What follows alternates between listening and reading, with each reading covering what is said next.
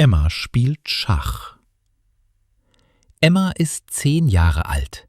Sie liebt Bücher, Schokolade und Schach. Jeden Sonntag geht sie mit ihrem Opa in den Park. Dort gibt es alte Männer, die immer Schach spielen. »Opa, ich will auch spielen«, sagt Emma. Opa lächelt.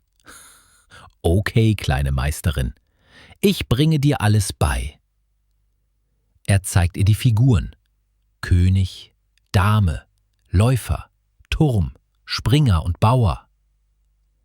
Emma fragt: »Warum ist der König so wichtig? Er ist doch langsam.« Opa antwortet: »Weil ohne König das Spiel vorbei ist. Er ist langsam, aber wertvoll.« Emma denkt nach. »Also wie du, Opa?« Opa lacht. »Ganz genau.« Sie spielen ihr erstes Spiel. Emma verliert. Natürlich. »Das ist schwer«, ruft sie. Opa sagt: »Schach ist wie das Leben. Man muss nachdenken, bevor man etwas tut.« Am nächsten Sonntag kommt Emma wieder. »Opa, ich habe online geübt. Heute gewinne ich.« Sie setzen sich an den Tisch. Emma denkt lange nach, bevor sie zieht. Opa trinkt in der Zeit seinen Tee. Nach 20 Minuten sagt Emma: »Schach!« Und gleich kommt Schachmatt. Opa schaut aufs Brett. Das ist richtig. Du hast gewonnen. Emma springt auf. Ja, ich bin die Königin des Schachs. Ein alter Mann aus dem Park schaut zu. »Willst du gegen mich spielen, junge Dame?« fragt er freundlich.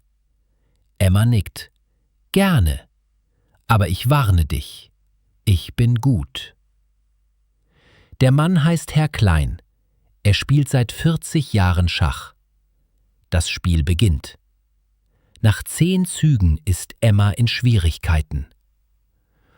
»Oh nein, was mache ich jetzt?« Opa flüstert: »Nicht aufgeben. Denk nach.« Emma schaut aufs Brett. Dann lächelt sie. Sie opfert einen Turm. Und dann Schachmatt in 3 Zügen. Herr Klein klatscht in die Hände. »Bravo! Du bist wirklich eine kleine Meisterin.« Emma strahlt. »Danke. Aber ohne meinen Opa hätte ich das nie gelernt.« Opa nickt stolz. »Du bist jetzt bereit für das große Turnier nächsten Monat.« Emma schaut überrascht. »Ein echtes Turnier?